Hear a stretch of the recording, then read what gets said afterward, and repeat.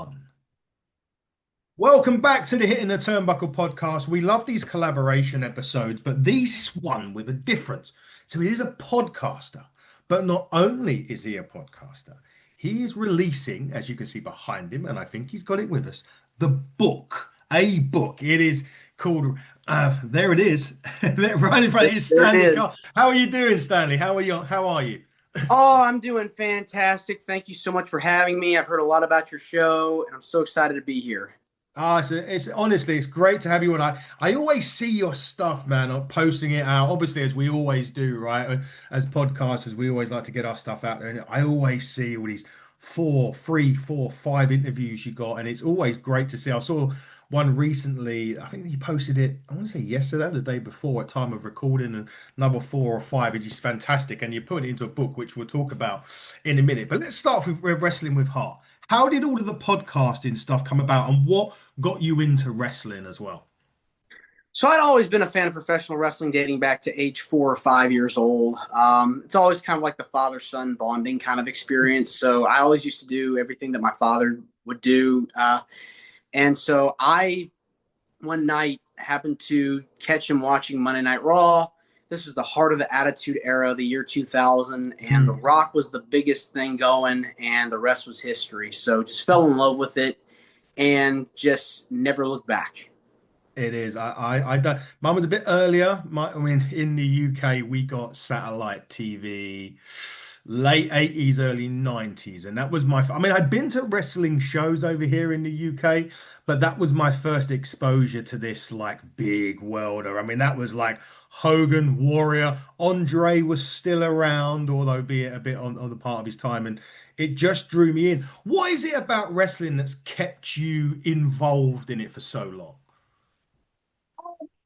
Because I feel like it's the classic tale of good versus evil, good guys, bad guys, the drama, the storylines, the characters, the over the top silliness. I think that there's a lot that you can kind of like take away from wrestling that you can't get in other mediums. So I think there's really no other world like it at all. No, there's no other word when you can be cursed by Danhausen. That's for sure. But anyway, not that we'd want to be cursed by Danhausen, by the way, because the curse is very real. When was it that you started getting this idea about putting together like the podcast that you do, and how did it all? Was it just an overnight thing? Did it just happen, or was it something that you actually had a plan for? Well, first of all, I want to preface this by saying that I come from a radio background. I've worked Mm, in non-commercial radio, commercial radio. I did a show for 10 years on a LPFM, that's a low power FM radio station called the mm. Piano Men. I did that for 10 years on a local station where I'm from in Nashville, Tennessee, in the United States, and played music from a variety of different piano players like Billy Joel and Paul McCartney, and mixed that in with some of the Brilliant. jazz and blues performers. And I'd also interviewed several people like Jim Brickman and John Tesh. Those guys are heavy hitters, and also a guy named Michael Omardian, who worked with Steely Dan, gave Christopher Cross his start. David Sanchez is another one I spoke with. He was one of the early members of Bruce Springsteen's E Street Band. So I had been doing that show for about 10 years, 8 years at the point, I believe, when I had started Wrestling with Heart. And I really started following wrestling again, like really seriously in the thick of COVID. Like I'd watched Mm. it, big fan, always loved the Attitude Era, the Ruthless Aggression era, stuff from my childhood. But I started really like seriously taking notice of all the current day stuff around COVID, like 2020, when everything was kind of shut down and everything was like at the Performance Center, at Daly's Place, whatever the Yeah. case may be. So a couple of years later, I attended my first WrestleMania. I had always wanted to go to a Mm. WrestleMania since I first got into wrestling. So we all know that that's like the big event, right? Yeah. So first time I attend, it was in April of 2022. I went to see Stone Cold Steve Austin return for the first time in almost 20 years to wrestle a match. That was like no better way than to really kind of experience my first WrestleMania than go see that live. And then also I went to my first SummerSlam, which came to Nashville, Tennessee, my hometown, where Roman Reigns was facing Brock Lesnar, and Mm. then I believe it was a no holds barred match for the championship. Yes. So Uh, those two events, plus taking a podcasting class that I was doing at my community college that I was working at the time, kind of motivated me for kind of starting up a wrestling podcast, because I'd done music shows. As I said, I was doing the Piano Men. I was also doing college radio, doing, the 3-hour shows, doing some small market radio as well, doing some stuff for a local commercial station. And so once I started taking this class, I felt this is the perfect time, because I'd already attended SummerSlam. This is the perfect time to do a wrestling podcast. If I'm going to do a wrestling podcast, I got to pick something that nobody else has ever touched on before, covered before. And so you see, like, there's an endless stream of content.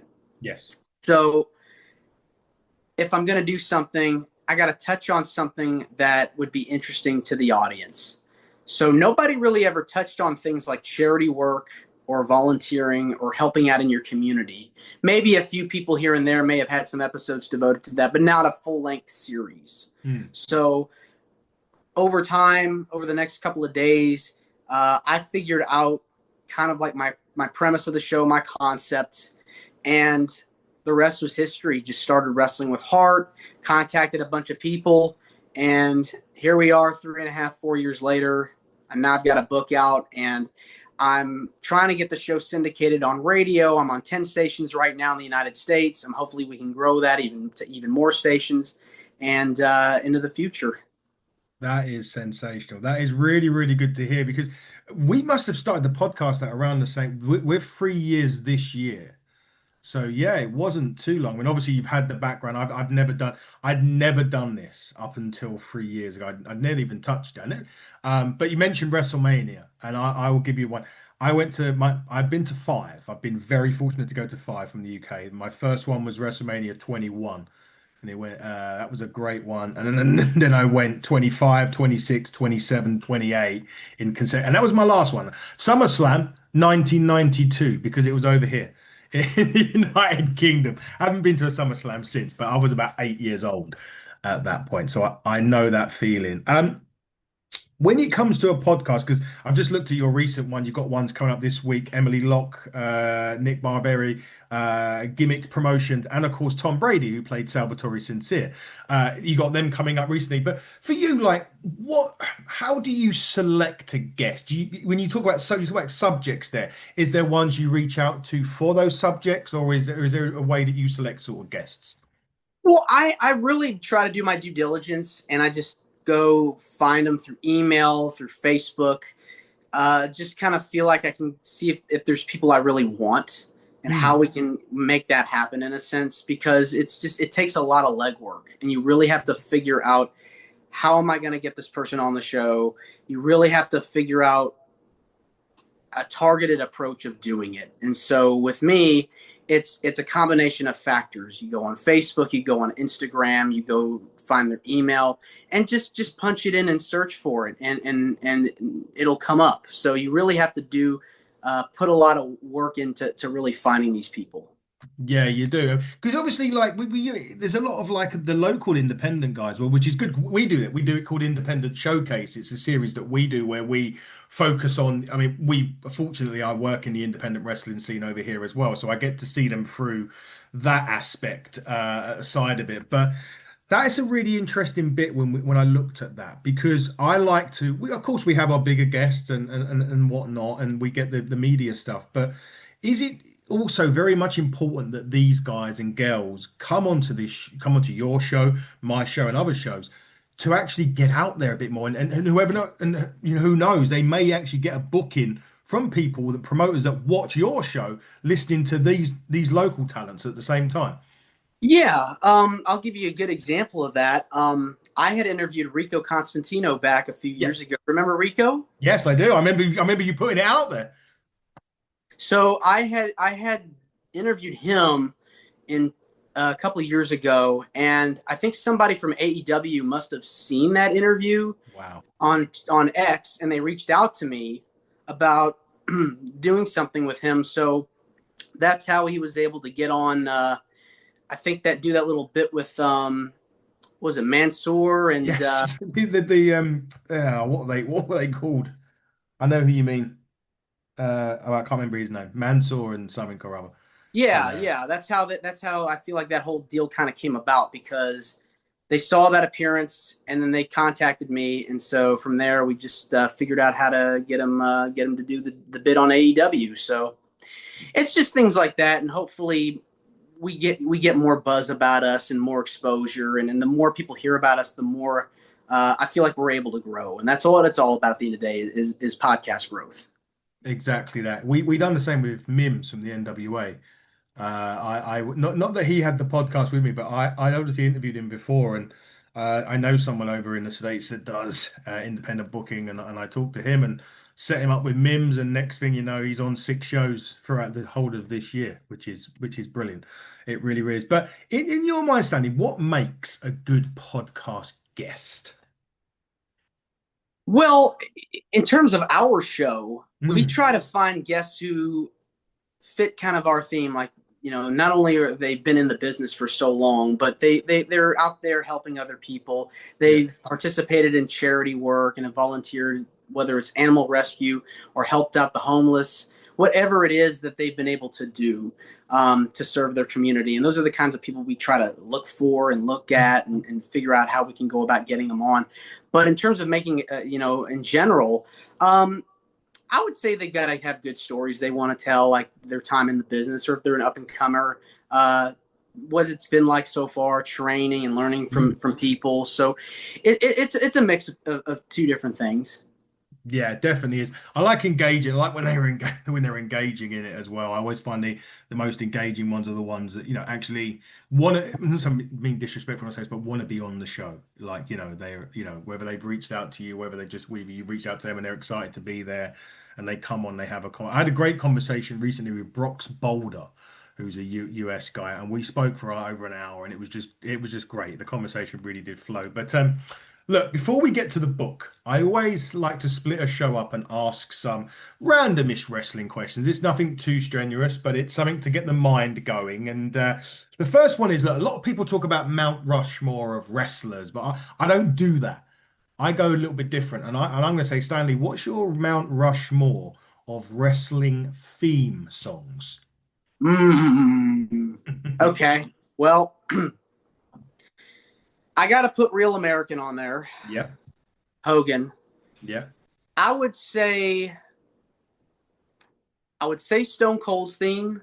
yeah. I would throw in the Undertaker's theme. hmm The gong, one with the gong on the American Badass. Dead Man. Oh Dead yeah, Man on play. Yeah, yeah, it's got to be like Rest in Peace, Graveyard yeah. Symphony, whatever the theme is Yes. called, the Undertaker theme. That one, and then The Rock. I mean Yes. if you smell, that's gonna get people going. So yeah, that's my Mount Rushmore of wrestling themes. I always find with most of the themes, the ones that really hit home are the ones that they don't need many lyrics. It's just like you mentioned it, Austin, the Glass Rush, even Hogan. It was just that. I know there was lyrics to it, but it was the guitar, Undertaker, the gong. You knew what was coming. The Rock with, like you said, if you smell, and you knew something was going to go down when those guys come in. Right, that was the whole point. I loved it. I thought that was great. This is a different one. This is called Table for Free. So you get three people that you can go to dinner wrestling wise. It could be a wrestler, a wrestling personality, referee, commentator, whatever, past or present, living or past. Who is the three people you're having at a dinner table? That's a tough one because there's a lot of good ones. There's a Mm, really lot of good ones. Um, well, I got to put Paul Heyman yeah. as one of them. He's just got a brilliant mind for wrestling, and he's just been able to come up with so many different things. Um, Jimmy Hart would be a good one. Ooh, yeah. Jimmy Hart, Yeah. great stories. Uh, and they could be living or dead, right? That's right. Like, Exactly that. Yeah. okay, I'll go with Roddy Piper. Ah, awesome. Yeah, love that. Piper would be great. Those three are interesting. Paul Heyman we've had before. Jimmy Hart's the first one. We've not had a Jimmy Hart before, so that's a really interesting one. We've had Piper before as well. There's a three good people to have by the dinner table. But final question before we move on to the book. I want Stanley to pick his ultimate five Survivor Series wrestler. If you have a team of five, doesn't matter what era, again, past, living or dead, who's your five that you're having in your team? Okay. Macho Man Randy Savage, Awesome. Love it. Ultimate Warrior, Yeah. uh, Sting. Oh, yeah. We'll go with the WCW look for that one. I Yeah. think that's the most recognizable one. Yeah. Undertaker Yeah. and John Cena. Cool. So you're going up against my team, which is Edge, Kurt Angle, Shawn Michaels, Brock Lesnar, and controversially or not, Chris Benoit. Mm. That's wrestling wise, not obviously, everything else, but that's my five. So interesting five against your interest. If I'd be interested, promos would be good. That's for sure. Without a doubt. Right. Let's get to the most important part. Your book. When did you decide? There it is. When did you decide to do a book for starters?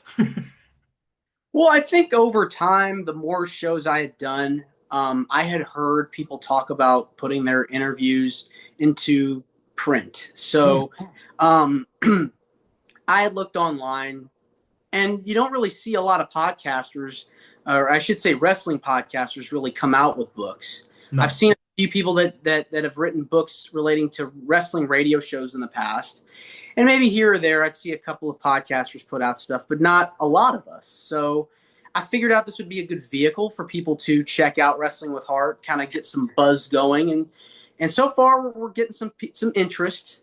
And so I had contacted a wide array of people that I had brought on, and most, if not everybody, initially said yes, and I had to keep continuing to get meet. I wanted to aim for about 40 people, Yeah. 35 to 40 people.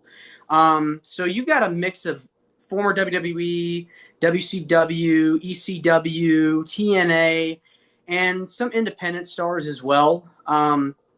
There's a chapter in there. The last chapter that I have in the book is on people that I had worked with a company doing some ring announcing for called CHW. That's Championship Honor Wrestling out in the greater Nashville, Tennessee area. They're in a little town called Ashland City.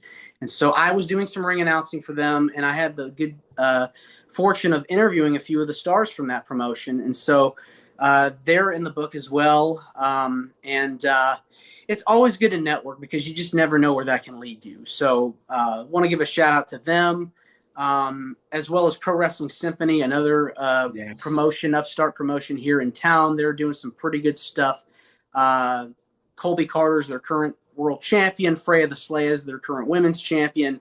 And May 2nd, we've got an event over there. I'm going to be appearing at their show, signing some books and selling them. So if you're in that area, come on down and see us, and we'll have a good time. Certainly will. How long did it take roughly for this concept idea of book to print? It took about 6 to 8 months. Like I said, just contacting Mm. people, doing my first draft. I worked with an editor, and we had like a little go around, and so it just took a little bit of time, just to kind of like a hybrid, if you will, between the excerpts and then written text, kind of giving like a bio or a backstory of their careers. So it's a little bit of both. So is it a case of these are the people that you've interviewed, and as you said, you've given them like a bit of information about them? Did you go into the interview? What was the rest of the book about? Yeah. It's basically a collection of interviews with different talents. So you'll find interviews from Mark Marrow with Tito Santana, Jake the Snake Roberts, Al Snow, Terry Runnels, Candice Michelle, SoCal Val, just to name a few individuals that are in Volume 1, Champions for a Cause. If this does really well, maybe we'll see a Volume 2. I was going to say, how many volumes do you think you'd get? Like. It depends. We want to really promote this book and we want to take it around. I plan on doing more conventions later this year. Mm. So we'll have them on sale for people to check out, buy them. If you want me to sign them, we're happy to have that happen too. So, yeah, we're hoping that this is successful. Oh, I think that's a great idea. I really, really, it's interesting to think about it because I've never thought about it. I mean, I mean, how many people, Stanley, would you say that you've interviewed in total in those 3 or 4 years so far? So we're now at about 287 episodes, Yeah. roughly about 275 guests, 280 in total. So it's been a grind, but the more you're into it and the more you want to do it and you're passionate about it, it's worth it in the end. Oh, I think you'd have. We've done a similar amount. Yeah, we're probably if we're not even, we're probably one or two out. Maybe you've done a couple more. But you definitely have to be passionate about doing it. There's no doubt about it. There's no doubt you are. I've checked out some of those interviews. They are absolutely brilliant. Is the book available online? And if it is, where can people buy it? Yes, so we're the book is on Amazon. It's Mhm. on Amazon.com. Just punching Champions for a Cause. It's $15 in paperback, Mhm. and hopefully we can talk down the road about maybe getting a Kindle version as well for those that like Kindle. But right now it's in paperback, available as a paperback for $15. International shipping? I believe we can talk about the details for that too. I think there is some stuff involved with that, but I believe it is. Yes. Excellent. That's good because obviously over here in the UK, people like myself that want to buy would go down that route. So brilliant. I would definitely have a look at that. But last thing, what actually was it? And because you mentioned there, was it because it's something like unique that made you do it? And is it also because like it's great to have these interviews and like great to do them, and I love doing them. But obviously, we can't save them all. So, is it nice to have a little paperback with these interviews so even you can flick through them and go, "Oh, what did we talk about again?" There we are. Exactly. It's really what it's about at the end of the day. It's a way of kind of standing out from everybody, from a lot of the other people, because you want to find something, anything that's maybe unique that nobody else is really doing right now. How many podcasters, wrestling podcasters, Us. can you say uh, that have books out? Very You rare. know, so it's all about being unique and it's about being different. You always want to go think outside of the box, change things up a little bit. And so that's what we're about here with Wrestling with Hearts. We're about doing, putting a different spin on something that's been done for quite some time. You're doing a great job, Stanley. Obviously, a great, great job. I want to get this book. I can't wait to do it. But look, before we start wrapping up, where can people find you guys? I know we've mentioned about who you've got coming up, but where can people find you? And what else have you got coming up interview-wise on the channel? Yes, so find us on Apple Podcasts, Wrestling with Hearts there. We're on Spotify, we're on iHeartRadio, we're on YouTube, everywhere that you can get your podcasts. Find us on Facebook, Wrestling with Heart with Stanley Karr. We're on Instagram at Wrestling with Heart, Blue Sky at wrestlingwithheart.bsky.social, and we're on Threads at Wrestling with Heart. Find us all on there, as well as Patreon. We've got a Patreon page too, Punch in Wrestling with Heart with Stanley Karr. And yeah, you mentioned Emily Locke coming up. We've got Yeah. Nick Barberi. We've got so many people. Tom Brandy's going to be on the show, Gimmick Promotions. And we got some other people lined up in the works. So just stay tuned. You haven't seen anything yet. This is just the beginning. Exactly that. But before I do let you go, I have to ask, and this is always hard one with podcasters, but have you got like a favorite five that you've interviewed? Oh wow. Um, there's been so many people I've had the chance to speak with. I think Teddy Long's probably one of my favorite interviews. Like speaking with him. Gangrel was another good one. Yeah. Rob Van Dam. Yes. He was one I Great. had the absolute pleasure of talking with. Terry Runnels was cool. She was awesome. And really like SoCal Val. She was Oh, another she's good tremendous. She lives over here now. Yes, She lives yes. over here in the good old UK. She lives in Milton Keynes, Hmm. which is not far from London. Yeah. But yeah, she was great. She's a great girl. She used to do our intro at the very start. We used to have SoCal Val do our intro. Very, very start. But Stanley, look, I'm going to quickly run through what we've got coming up, and then I will let you go. I'll try and take a breath because there is quite a lot. Like we've got a lot coming up. Marco Stunt is coming on the channel. Independent Showcase Scotland. We started off last week with Rosie Knight. We've got Sam Taylor. Our top 10 series is back. We're doing a top 10 series of hardcore champions and cruiserweight champions. The virtuosa Diona Perazzo is on this week. We got Xander Davidson from Scotland, Katrina Creed from the UK. The NWA Talking Territory series is back with Man Bun Jesus and Hayden Backlund. Brock's Boulders coming soon. The top 10 cruiserweights. And then later on in the year, making his 4th appearance on the Hitting the Turnbuckle podcast, we will say hello, and I can now call him Uncle Eric. Eric Bischoff will be joining us one more time to round off the year. But you mentioned you've got an event. We've got an event too, May the 3rd, so the day after yours. So hop on a plane, come over after you go to see Stanley. His event, come over to us, come over to Ignite at Boreham Wood. Our championship will be on the line as Chris Aries will make his first defense of the Turnbuckle Championship against Denzel Mack. We've got Tommy Tanner, who will be a big name in America in the very near future. He'll making his first defense of the Ignite Championship against Joe Lando of CPF. We've also got Danny Black versus Corey McRae versus Jaden Williams. Aluna will take on Violet Knight, and we'll have all the fallout of the chaos caused by the rebellion at the last show. But Stanley, it's been great talking to you. I really appreciate you taking your time to come onto my show for a conversation. I'll be watching your show very, very soon, and I'll be buying that book. And everybody out there, buy the book. Buy that book, Wrestling for a Cause. There you go. Buy it. But for Stanley, I've been your host, Adam Cousins. You've been watching the Hitting the Turnbuckle podcast. And until next time, everybody, buckle down, stay safe, and good night.